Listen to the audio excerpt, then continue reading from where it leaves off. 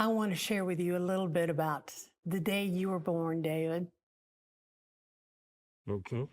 You, as you know, were our firstborn, so we had no experience to draw from. And we decided that we would just simply leave it all in the Lord's hands. In that day and age, there were not or was not the opportunity to find out if you were having a boy or girl in advance and all of the wonderful things they can do nowadays. But that was fine. We were happy to welcome who and whatever you were going to be, a girl or a boy. And that particular day turned out to be 19 hours of labor, all well spent. And that particular day, we experienced the birth of a 9-pound, 8 ounces baby boy. Yes, who was pretty much the size of almost a 3-month-old, really. And you were wonderful from the time you arrived. You're welcome. You're welcome. Thank you. I take that. You were just wonderful and have never regretted a moment since. What can you tell me about that day, David? It was a stretch. I know. Nice. I know. You can edit that. Do you have any questions about that experience? Of course, you know Dad wasn't there because he was in the military and it was during Vietnam. Yeah. And they would not let the soldiers come home for even a birth. You're giving away my age. That's true. Yeah, that's true. Dad wasn't there. He was on duty. Yeah.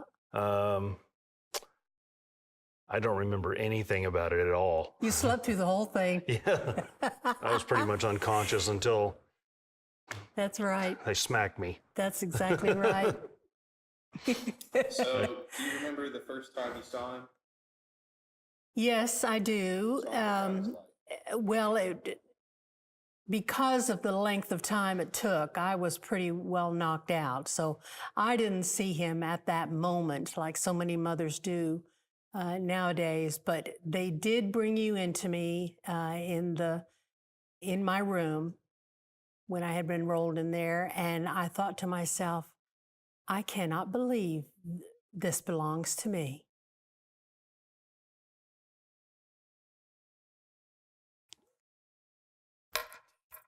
And I'm so glad you still do belong to me, and we both belong to the Lord. And Daddy belongs to the Lord. He's no longer here, but we are.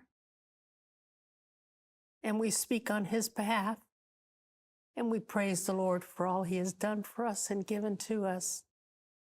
Thank you for being my number one son. Now the man of the whole family.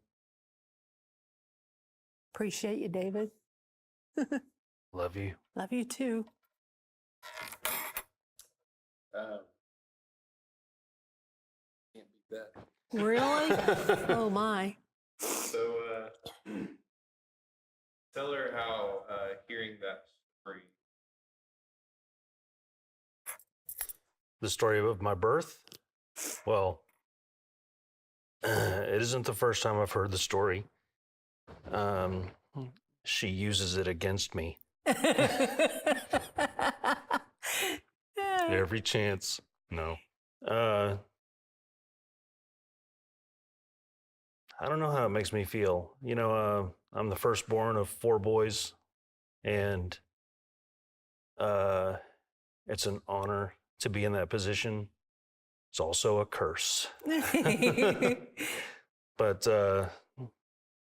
you know, hearing that story, I know that Dad wasn't there, wasn't his choice, but you were, obviously. And it's maybe the greatest celebration story that I've ever heard. So, boy, that just sounded egotistical as all get out. um,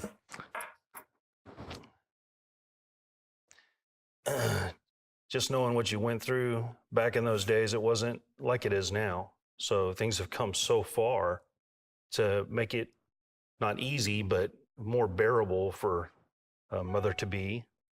And just knowing that through all of that pain and enduring, your whole outlook was joy and expectancy and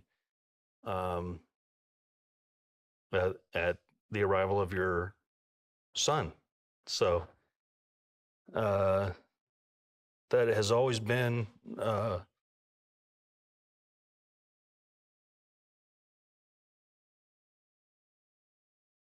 sorry.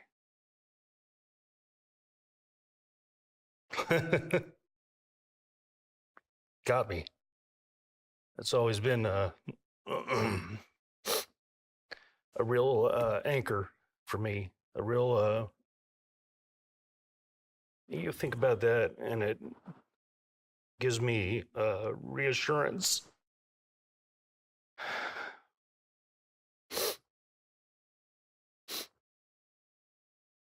I just wipe my nose with my fingers.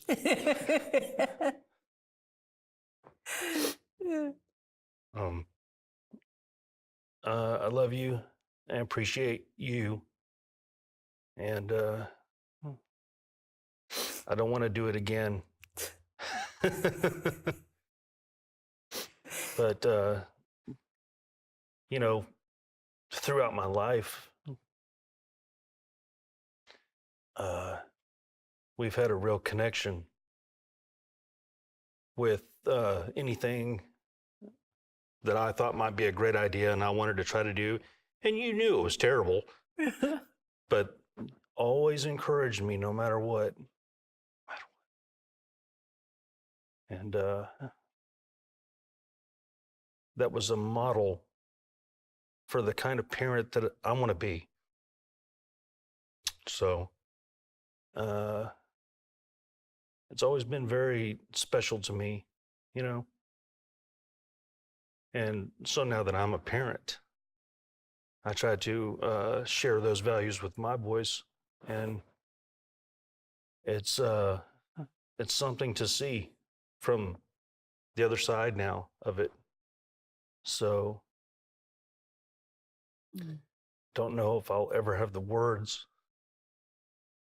to fully tell you what all of it has meant to me. Thank you. That's right. Happy Mother's Day. Thank you. Love you. Love you too.